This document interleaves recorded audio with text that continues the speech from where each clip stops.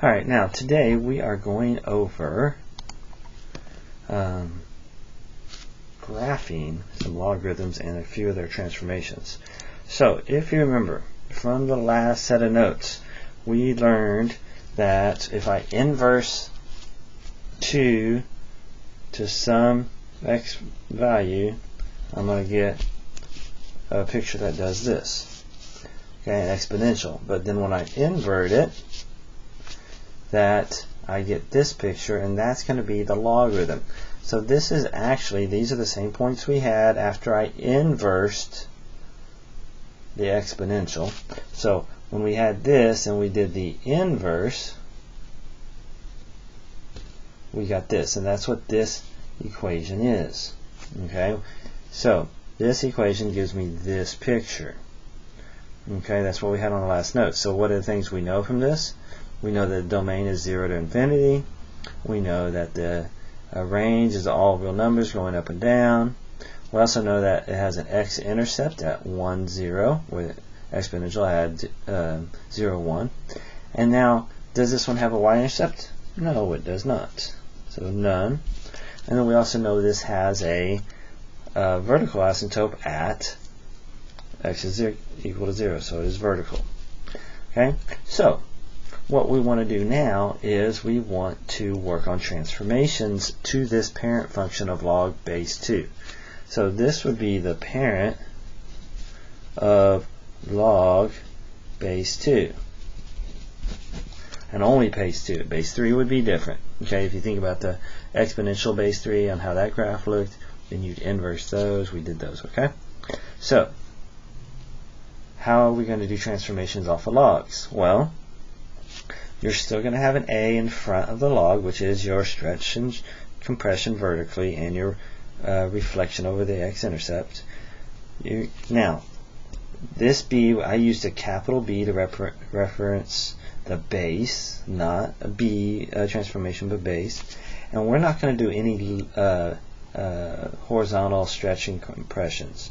So it's going to be x and then minus h and then plus k. Okay, meaning left to right move, up and down move, just like always. So if we look at this one, what's happening? What transformation we're going to have here? Well, this is my k value, so that means we're going to go up 3. Which means if I'm going to go up 3, I'm going to add 3 to each of these.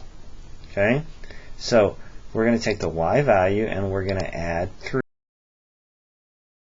Right, so magically, I've just added 3 to the y values in each of those, and I've graphed it over here really quick, right?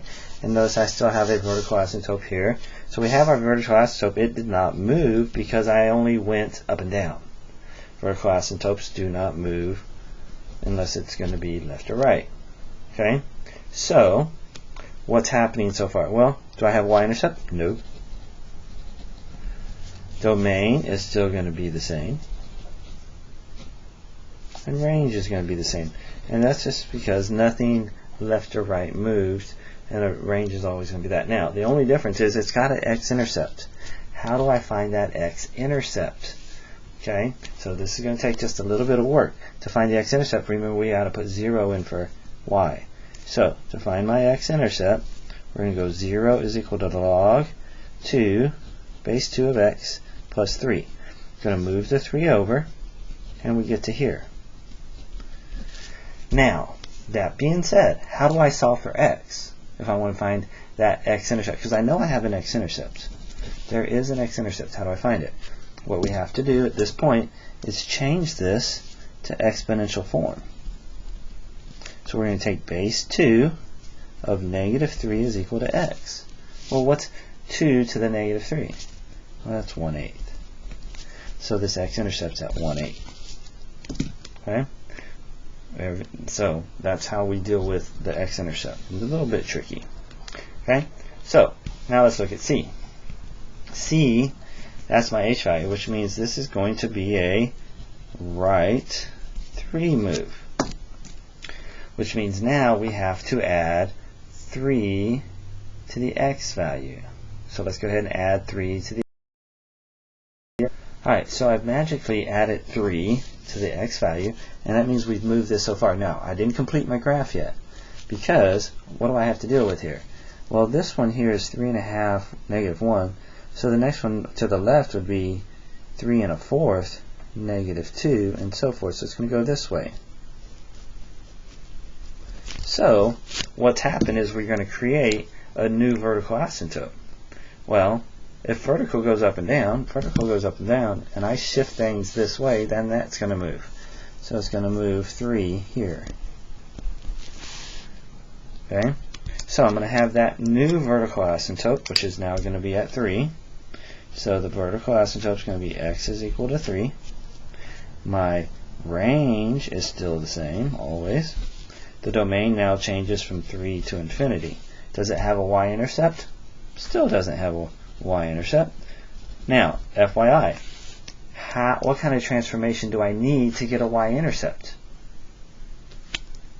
Well, it would have to move to the left. So any move to the left from the parent function, you'll get a y-intercept at that point. X-intercept, I still got to find the x-intercept.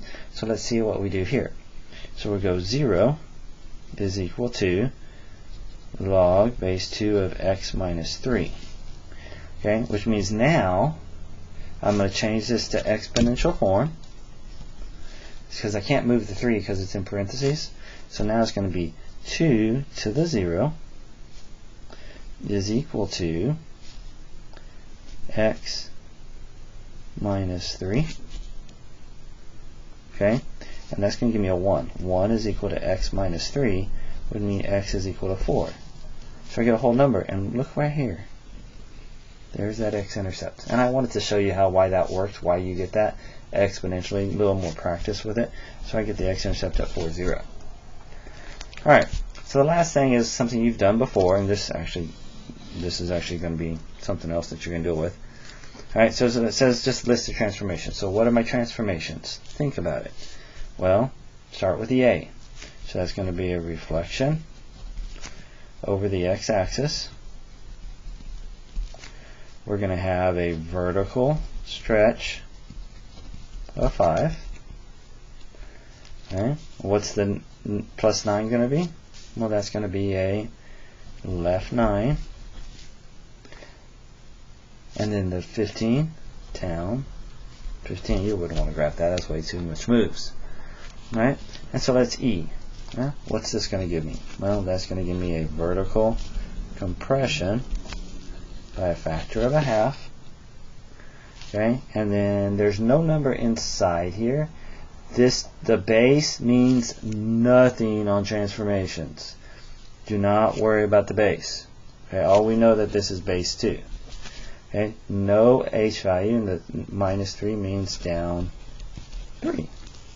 And there is your transformations for this problem.